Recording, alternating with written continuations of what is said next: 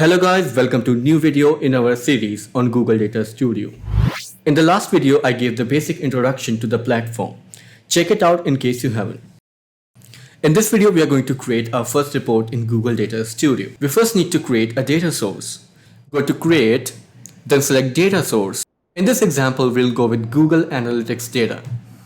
You should have a valid analytics account linked to your signed email, and it will show up here. Select the account and property you want to connect and then click Connect.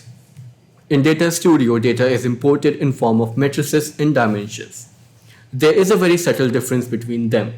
Dimensions are what you're measuring and matrices are the measurements. From here, you can add more fields and parameters if you want. But let's go on creating the report. If you click this Create Report option, it will lead you to a blank report where you have to create your report from scratch. But in this video, we will create a report from a template. Once your data is saved, come back to home page, go to template gallery. You can choose from different templates available. Select the analytics template and it will create the report based on some sample data. Go to use my own data. Select the account and property you want to connect. Then click add. Now your report will be customized according to your data. You can see in the report some part is not showing.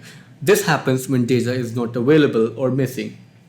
But don't worry, this report is completely customizable.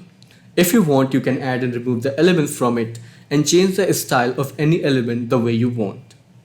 So that's all for this video. In the next video, we are going to cover how you can add and style different types of charts and elements and create your very own report from scratch. I'll see you in the next video and thank you for watching.